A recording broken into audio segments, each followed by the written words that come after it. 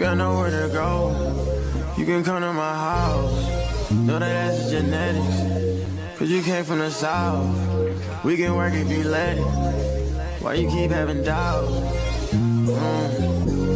They keep switching on me. They don't want you to fuck with me. I'm used to getting every single bitch, but girl, you humble me, okay? Better lock it down right now before you phone with me. I can't touch that bag, it's right in front of me, okay? I put that Tiffany on her. I'm in the Yams with Tiana. We doing sushi and drinks by the water. If you gon' judge me, then sorry, your honor. Okay, I'm really rich, I ain't reading no comments. These niggas mad, I'm the #1 topic. You got nowhere to go. You can come to my house. Know that that's genetics. Cause you came from the south. We can work if you let it.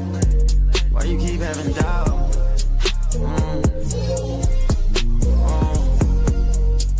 I ain't fell in love in a long time. I need to talk to you, I pay your phone line. I'm the best you ever had, don't lie. I get awkward with emotions, don't cry. She don't cry no more. She don't drink, she don't smoke, she don't get high no more. She texts my phone the time I go. She wanna leave, blow my phone, she ain't got pride no more. You got nowhere to go. You can come to my house. Know that that's genetics. Cause you came from the south. We can work if you let it. Why you keep having doubt?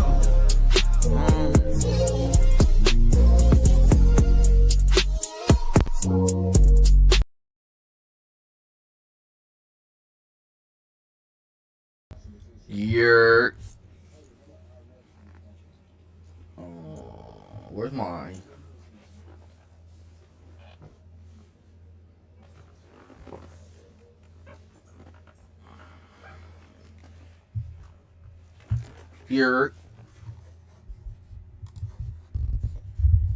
What's going on Twitch?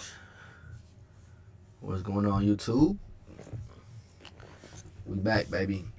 We back. It's the best time of the year, man. Don't mind my shirt being all wrinkly and shit. Just got out the shower, threw on a little sleep shirt real quick to make this podcast before I start getting ready for work. Man, today, currently NBA draft day, you feel me? Currently got the draft going on right now as we speak.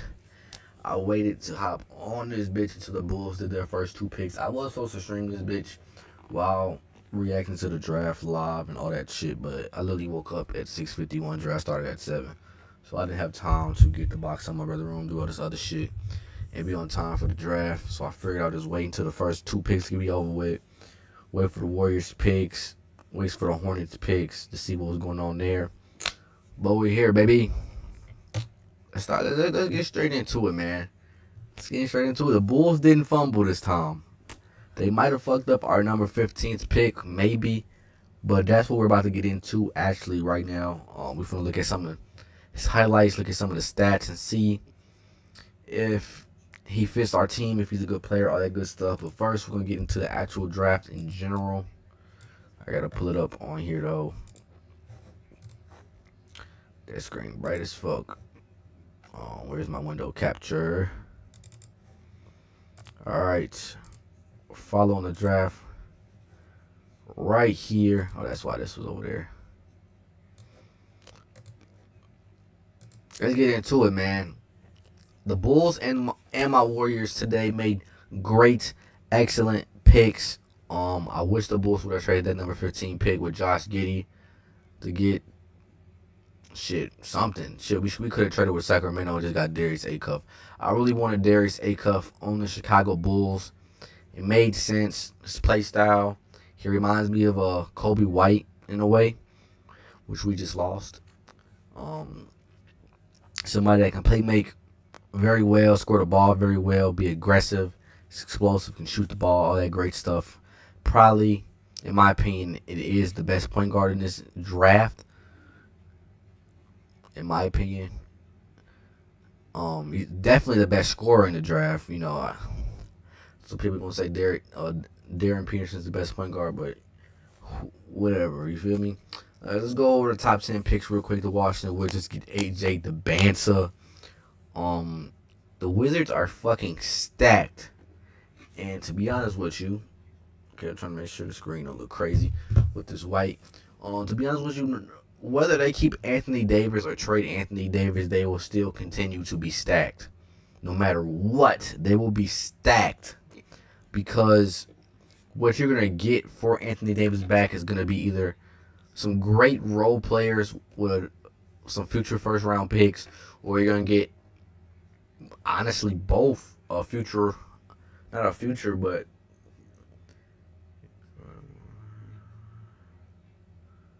I was reading something. Or you can get back an all-star caliber player with some first-round picks or some role players. So no matter what you do with Anthony Davis, whether you decide to keep him or get rid of him, you're still going to be a great contending team in this Eastern Conference. Then we go on to the Jazz, getting Darren Peterson. I love that for the Jazz.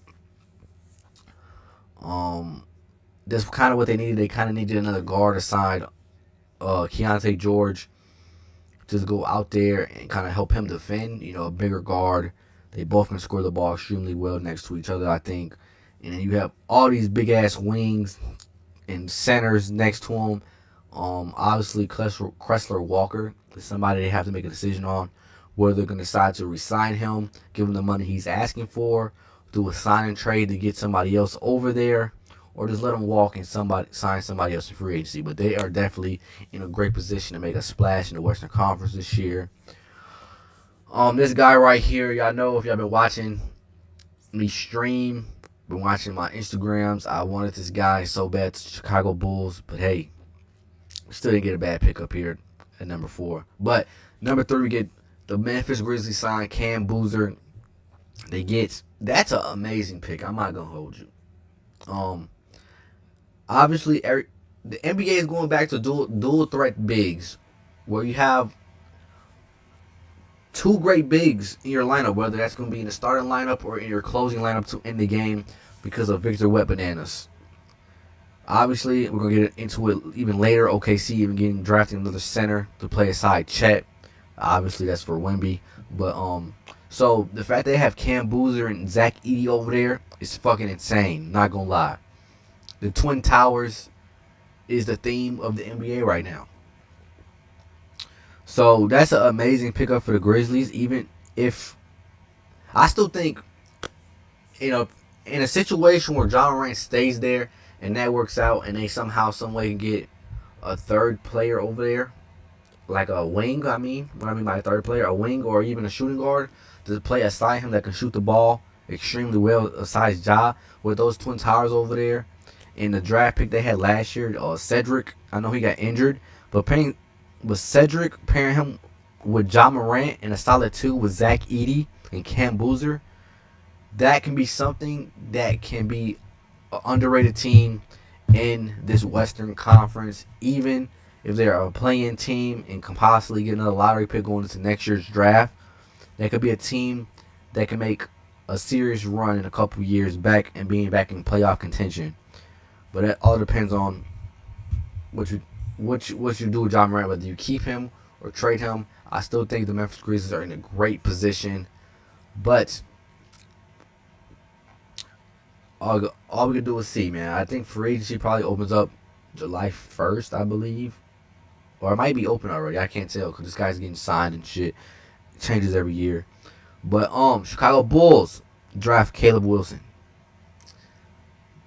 I'm glad that we stuck to the program. We took the next best available player.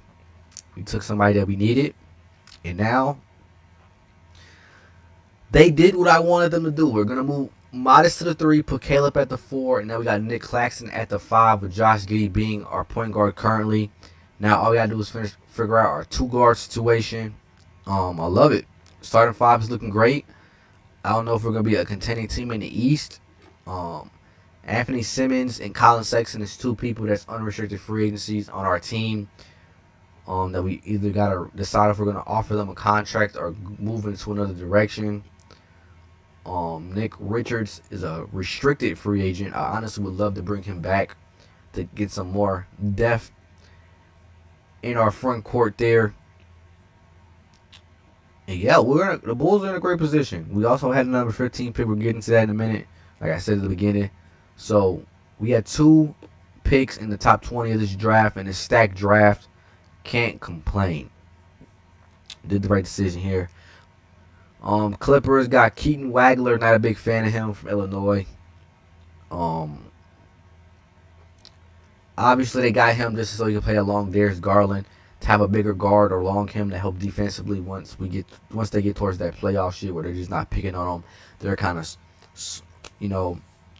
switch on pick and rolls and shit and kind of get the matchup they want to get him off the better player in the situation.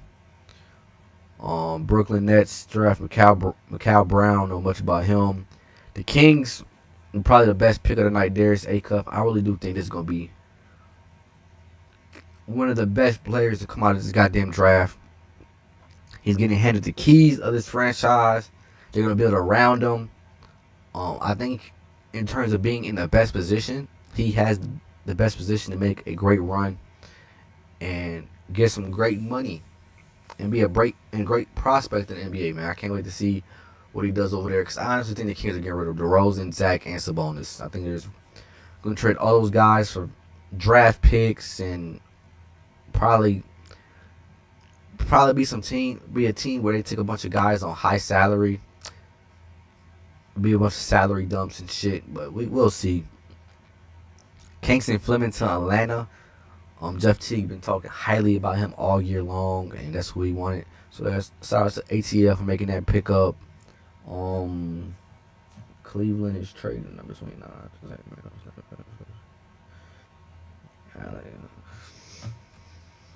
Morrell Johnson Jr. is with Dallas. Batenberg is with Milwaukee. Golden State with Yaxel. Another guy that I was very, very, very, very high on. Yaxel from Michigan. I really want the Bulls to get him as well. I was like, the Warriors or the Bulls got to get him, man. The Warriors or the Bulls got to get him. So the Warriors got him. The last time the Warriors signed somebody from Michigan, it went extremely fucking well. So I'm very fucking excited to see how that goes. See him play around with Steph, Dre, a guy that can shoot the ball decently, attack the rim. It's going to be amazing. Add some length to our lineup. Plays amazing defense. I'm excited to see him play defense with Draymond on the floor. See how that goes. OKC, Twin Towers, man. My guy Ade from Michigan. Play along Chet. A guy that can attack. He can shoot. He can play defense. For his size, he moves extremely well, man. That's a great pickup for them. I'm sad to see it. Nate Amon is going to Milwaukee. I'm not a big fan of this guy. I seen Michigan Lily tear him apart. And I'm like, yeah, that's terrible. Charlotte, I don't know how to say his name, but he's a big guy. He's like 6'10", shows he can shoot the ball. Things like that, man. Doesn't really help Charlotte out too much. Then we got the Bulls number 15 with Dalen Swanson from Texas, a guard / forward. He's like 6'7". We're gonna do some YouTube search on him and see his highlights and shit like that, see how he plays and look up his stats. One thing I was very concerned with was he was projected to go from 20 to 25. And his shooting percentage is terrible. So I'm like, why can't we just trade the number 15 pick with Josh Giddey for the Sacramento number 7 pick or something like that? You feel me? Try to get Darius Acuff and then try to move somebody else on our team between the 20 and 25 and just draft them there, if that's who you really wanted still. But I don't know.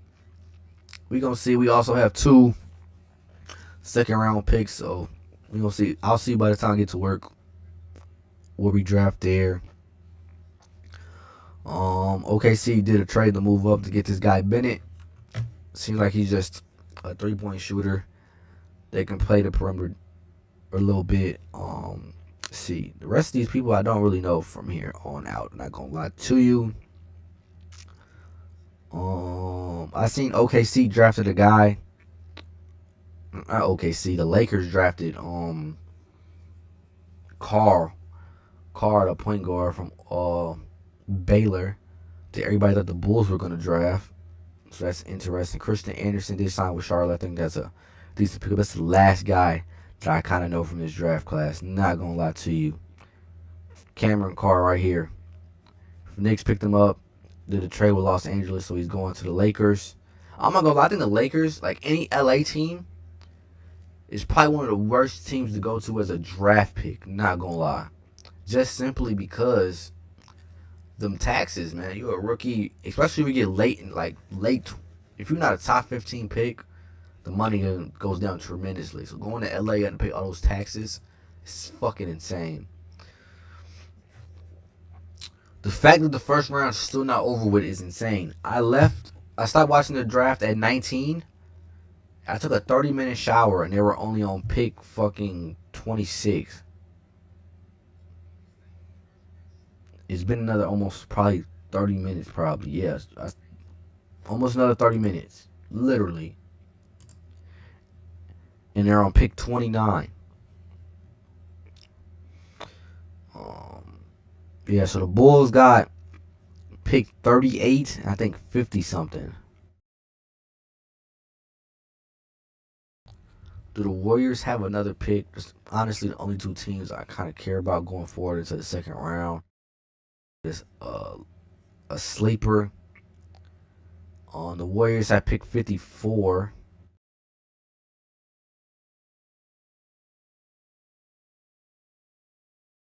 The Warriors have 54 and 56. And then the 38 the Bulls have as well. So tomorrow we do a little deep dive into the second round, depending on who the Bulls draft. And then kind of look them up, see what they're good at, see if it was a great pickup or not, see if it's a sleeper pick, shit like that. But I do want to look at this guy that we drafted from the Bulls.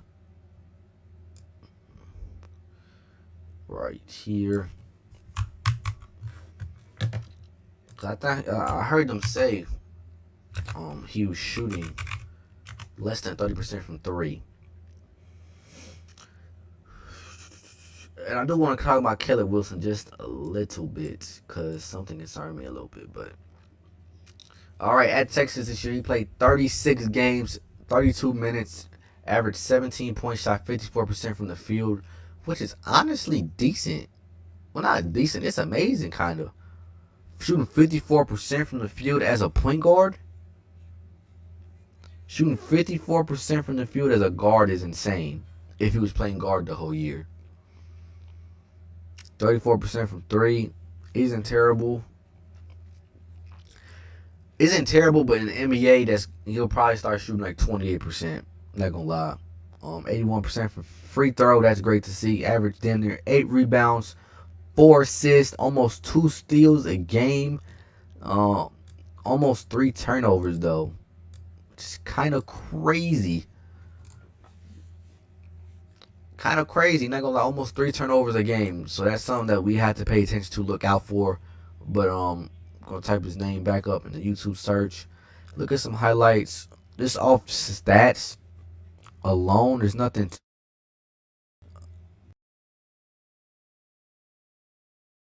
other than he's probably gonna shoot the ball extremely bad in the NBA his first year. Something that we're gonna have to look out for, and then just the turnovers. Other than that, it's nothing too alarming here. So look at some of these highlights.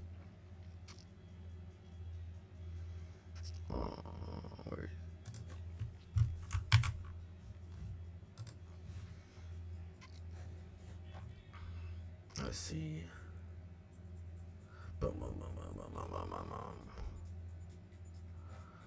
He's on the draft grade. They gave him a C+. Let's see what this video is, and then we'll get into deeper highlights. Sports HQ on the clock. The Chicago Bulls have selected Dalen Swain, the forward out of Texas, 6'8", 225 with the 15th overall selection. 17 points per game, 7.5 rebounds, 3.5 assists per game. One of two Division I players with 17, 7, and 3 averages on 50% shooting last season. The other player, Cam Boozer. So Dalen Swain headed to the Bulls, their second of 2 first-round picks here. Your grade is what on this one? Let me first say that Dalen Swain is a polarizing prospect. I mean, if you believe in him, you think he's got a chance to emerge into one of the best defenders in this class. You love his creation and his rim pressure at his size, and you are hoping that he's going to get better as both a shooter and with a really high turnover rate. This is also proof that the Chicago... Why is my mic going mute? And I'm nowhere near it. You see how far I am from my mic? And it's going mute. Shit throwing me off. Hold on, let me go back.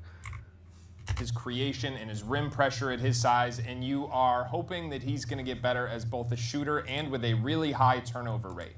This is also proof that the Chicago Bulls front office is valuing exactly what we thought: size, length, and athleticism. I personally don't love this, but what I will tell you is if the Bulls didn't take Swain here, that it was a very strong possibility that Sam Presti took him with OKC with the Thunder's next pick. So I'm going to go C+, but generally speaking, it's a pretty good assumption that Sam Presti's smarter than I am. And that's the thing. If maybe that's more than you need to know. If Sam Presti was going to take this guy one spot below me, in theory, maybe that's an indication that I should snatch him up right now. To be clear, it's higher than I would have done this, but I understand it. 6'7", explosive athlete on both ends of the court, can really drive. And that's my entire point right there. He was projected to go 20 through 25, chat. 20 through 25. You're telling me that there was no type of offers for this 15 pick that was worth considering and trying to trade down with a team that wanted to move up a little bit in the draft? That's all I'm saying. And they highlight the point of what I was saying. The turnover rate is fucking insane. And he's going to shoot extremely bad going into this first year of the NBA.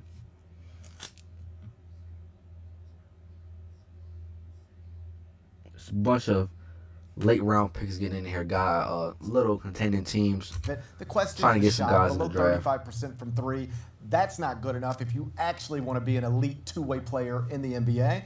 But shooting can come around for players. It often does. And if you are the Bulls here, that's what you're hoping for. Stock on him was all over the board. Tried to talk about as much of these projected first-round picks with as many NBA people as I could in the past couple of weeks. And I had people thinking that Dalen Swain wasn't justified in going in the top 23 or 24 overall here. The Bulls obviously very much believe in him. Having watched Texas plenty last season, this was a team that barely squeaked into the NCAA tournament, then obviously the second weekend, and really almost flirted with going to the Elite Eight. There were too many moments and too many games where Dalen Swain would just disappear for long stretches there, but they're not going to draft him off of that. They're going to draft him off of his measurables, of the understanding that he can be really a guy to flank alongside of Caleb Wilson and to bring some real size and physicality there. We'll see if he hits, but I do think this is objectively around the league. This will be seen as a swing, even if Presti was waiting in the wings there two spots back. All right, so welcome back, former NBA Coach of the Year, Avery Johnson. As a player in 1999, helped the Spurs win the NBA championship. Avery, Chicago going with Caleb Wilson, 4th overall. Dalen Swain here with the 15th pick.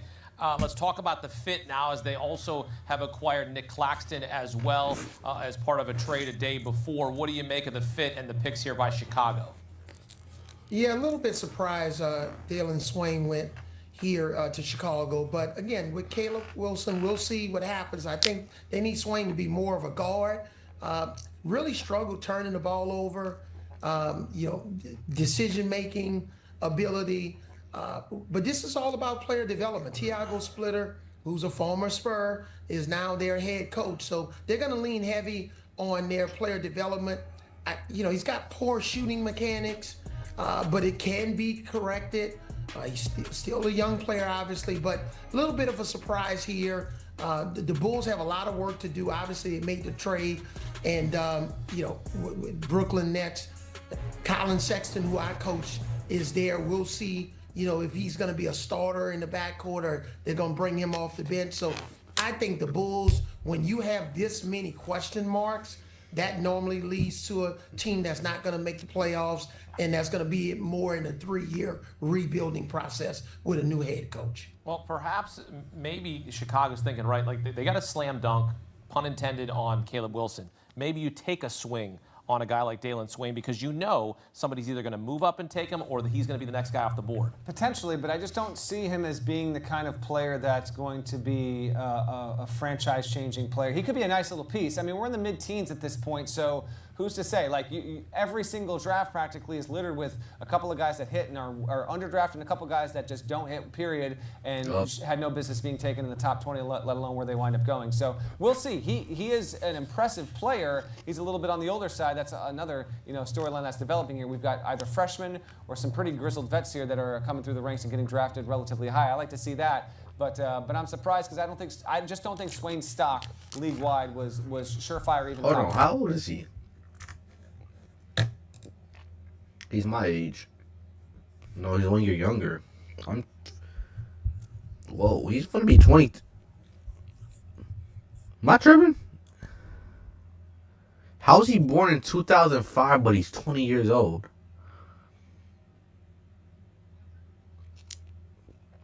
When the hell is his birthday? I was born in 2004, 21, but I'm about to be 22. So he's from. So how is his age in question? He's young as fuck. Am I tripping?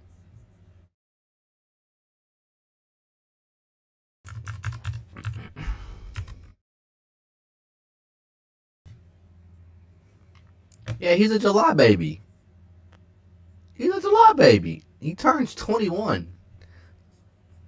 10 days after I turned 22. So how is his age in question? Am I stupider? I mean, I guess 21 is kind of, excuse me, up there in the NBA now. Considering some guys do 1 year of college and or get drafted at the age of 18, 19. But now with all the recently with all the COVID shit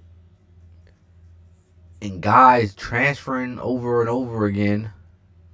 There's guys in college right now that's 23, 24 that's in this draft getting drafted. So is 21 really crazy? But I see what he's saying with the upside. He's already an older player compared to being a freshman out of college getting drafted at 18, 19. So I guess they expect him to be a little bit more seasoned. I guess you can say more seasoned. 2011 only. All right. I respect they take. They kind of said the same shit I said. So, obviously, I'm not too far off and my knowledge is there a little bit. You feel me? I mean, they're getting paid to say this shit on CBS. So I'm getting a couple cents to say it on Twitch. You feel me? But let's see now we got to go help people customize. I really wanted Darius Acuff, bro. He would have fit the Bulls so fucking well, chat. Fuck. I wanted Darius Acuff. Let's see some of these highlights, though. Alright, he's 6'8", 225. He was a junior. Anything stands out here that I already seen this? I like the fact that he can't play the 1 through the 3. I said the 3. The 1 through the 3. Come on! It gives us some type of versatility. I don't need the sound. It gives us some type of versatility here. Especially Josh Giddey comes on the bench. We need a point guard that can move the ball. It seems as he has potential to do that. Okay. Nice little steal. Attack. Okay. Let me see. The graphics look a little terrible in this video, but. Okay, shim. Okay, show me a bag. Okay.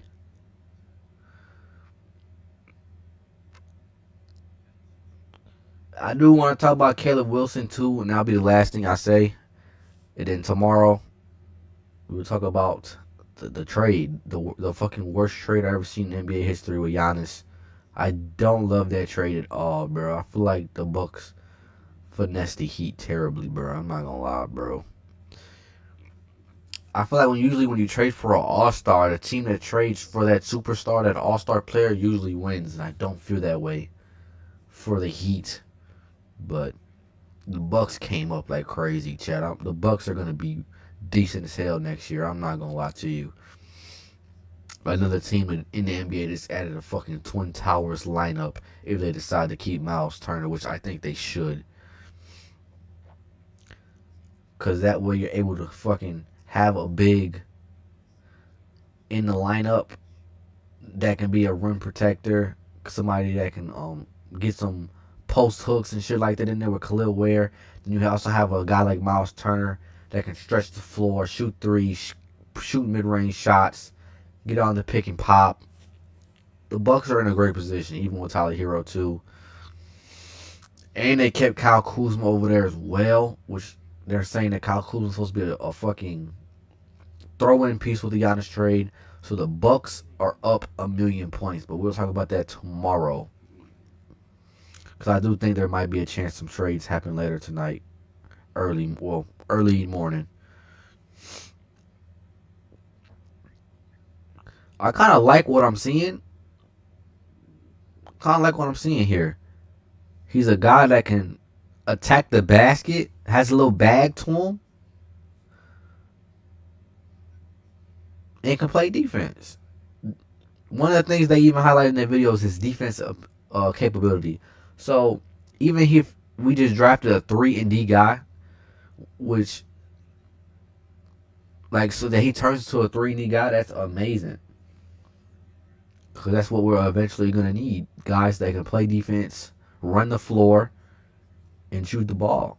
Because I'm seeing somebody that could be great in our offense as we're trying to speed up the pace of our offense and get in transition since we have a young team. This is a guy that seems very athletic and can run the floor with modest. And all we're going to need is a point guard that can run the floor with him. Wish Lonzo was still on our team and healthy. Because, Josh Giddey does a pretty great job at moving the ball, but it's not like how Lonzo was. I ain't going to lie. So most of the time, Josh Giddey just takes it himself. He doesn't even, to be honest with you. Josh Giddey's a better passer, not in transition, but in a set, where they're trying to start running plays and some shit like this, where they're already he's a great half-court playmaker, but in transition, he's a little iffy in my personal opinion. I feel like most of the time when we had great transition plays is when Colin Sexton was in the game, to be honest with you. And I know what I'm talking about. I went to 9 Bulls games in person this year, and I watched about half of the 82 on TV as well. So I'm a very seasoned Bulls fan here. I like what I'm seeing. I feel like this guy is what Patrick Williams was supposed to be. I'm not gonna lie. A guy that can shoot the ball, a guy that can play defense, and somebody that can attack a basket and run in transition. So, in all honesty, he can honestly fuck around and help Patrick Williams develop. Him and Patrick Williams could develop nicely next to each other, having two guys on our team that can shoot the ball, run in transition, and defend. It could be a nice pickup, Chad. Not gonna lie. Tiago Splitter is like they said, he's a great coach and helps young guys. Y'all seen what he do with Denny Avdia over there in Portland. I see the vision. And he moves amazing for his size, Chad. He has a nice little offensive bag.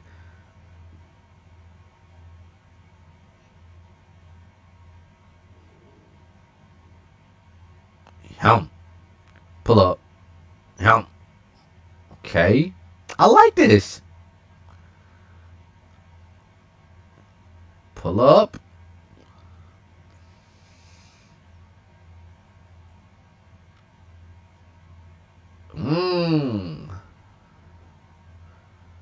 By the way, is the second round of the draft tonight?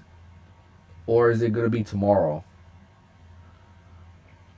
The Knicks are making some interesting moves right now in this second round. They're moving a lot of picks around in the second round. He likes his little pull-up. He likes his little cross to his pull-up. Great defense. This was going to be an amazing pickup, chat. I'm not going to lie. I would love to see him develop next to Patrick Williams. I'd love to see Patrick Williams develop. The problem. Can we talk about Pat Will real quick too? Then we're gonna end this off.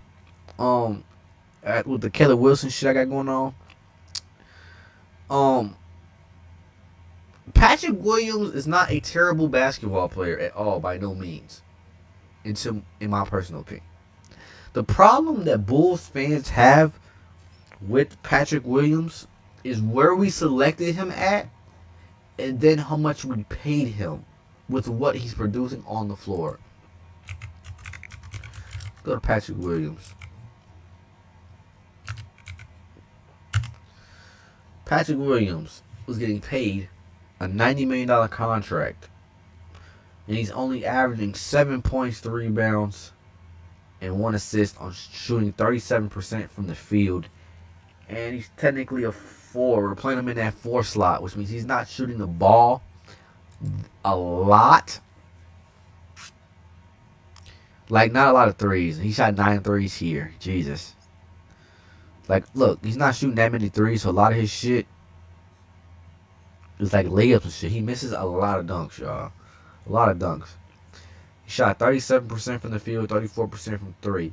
If we can get that field goal percentage up to about a 55 to a 64,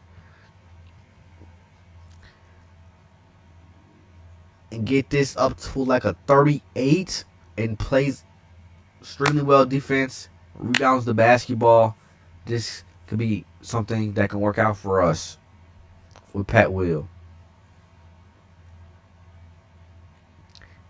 Like, he has, and another thing with Patrick Williams too, people don't really like give him a little excuse for, a little slap on the wrist for. He is injured a lot. So, how many times since we drafted him, I don't know what year we drafted him. When did we draft? That's a great question. In 2021? 2020? How many times have we really seen a healthy Patrick Williams that we also got to give a little grace to? So he's heading into what, year 1, 2, 3, 4, 5. Heading into year 7. Patrick Williams draft class. And this is the problem with that draft class here. Figure the 2020. Look at guys we could have had. We could have had Denny Avia, chat. Devin Vassell. We could have had Tyrese Halliburton. Could have had a Cole Anthony, Isaiah Stewart, a Sadiq Bey, a Tyrese Maxey, Emmanuel Quickly, a Jaden McDaniels, a Desmond Bain. We had options here, chat. And I'm not going to hold you. For some fucking reason, Caleb Wilson gives me Patrick Williams vibes. And I don't know why.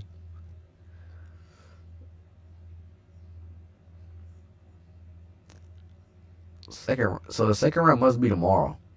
Because ain't no picks. It doesn't say like New York Knicks are on the clock or anything like that.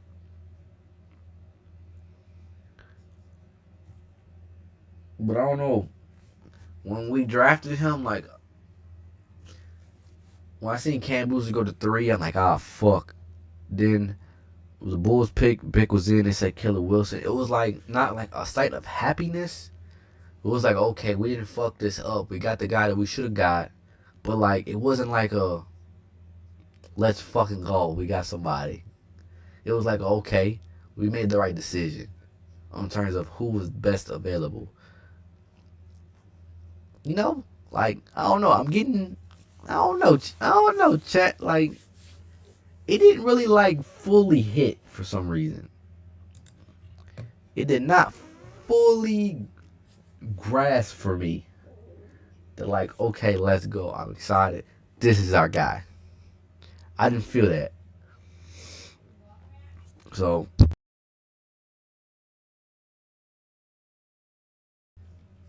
yeah, we gonna see what happens.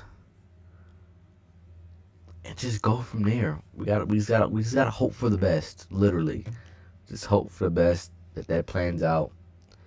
And see, I thought I was gonna be able to the draft for the second round draft tonight, obviously we're gonna have to wait till tomorrow. It seems like I'll probably tune in from the first 8 picks here because the Bulls have the 38th pick, and then from there, I'm not watching all the way to pick 56. Not gonna lie. And then from there, we'll just see what's popping afterwards. But yeah, obviously. I also want to know when is. Just real quick, and we're gonna end it.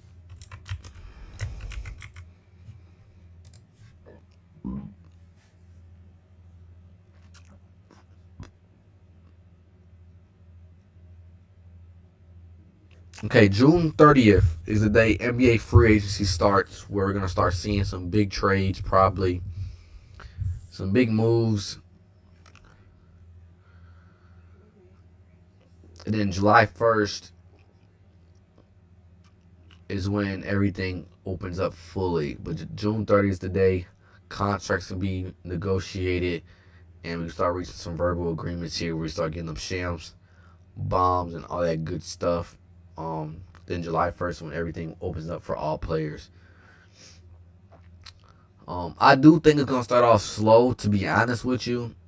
I don't think nobody's going to be in a rush to make big trades or sign players right away, because I think everybody's going to be, now that Giannis is traded, I think the next big guy everybody's waiting on is LeBron, to be honest with you, seeing where LeBron goes.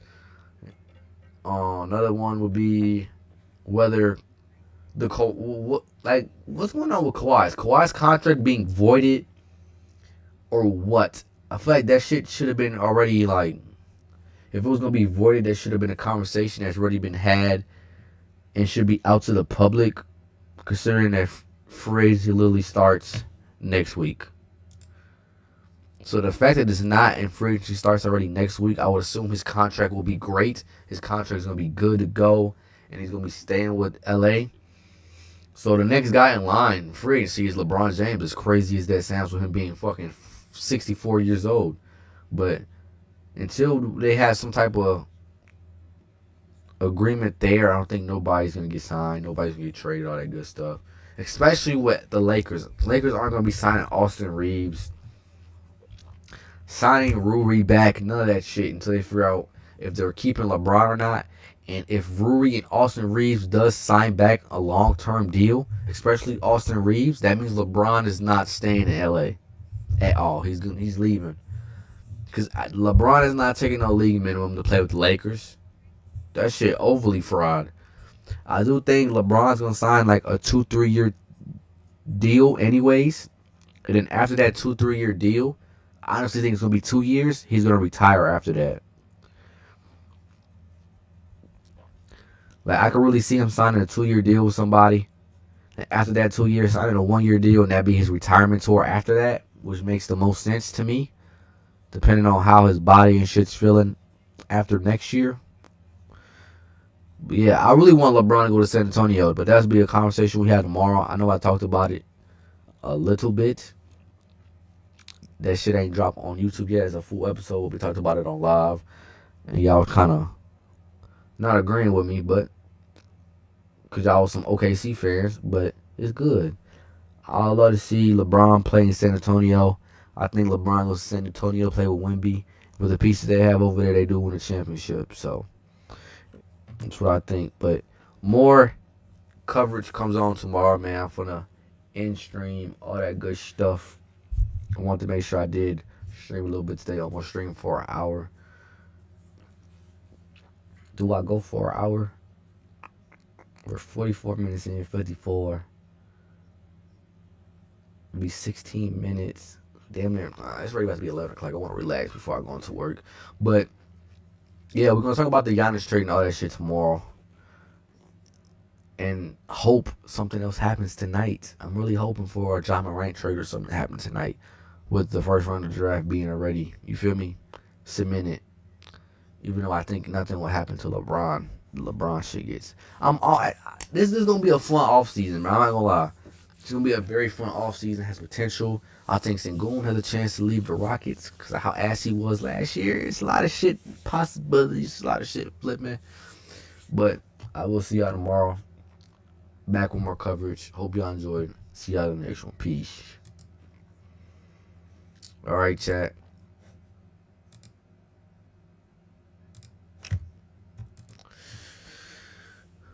What y'all thinking? I think I end. Cause I do gotta upload this bitch, and I'm not even logged into the channel. I gotta upload this bitch on, so I think I am gonna end it. I do appreciate y'all tapping in with me, showing some love, showing some support, and I'll be back tomorrow. Tomorrow will be day 7 of me streaming live. By the way, 7 days straight of streaming. Have not did that since the start of that 6 months, so we trying to cook some shit up here. Trying to get back into the habits of streaming. I was supposed to drop some YouTube videos today too, so I do gotta make a quick little thumbnail too. So I will see y'all tomorrow. Where the song at? Where the song at?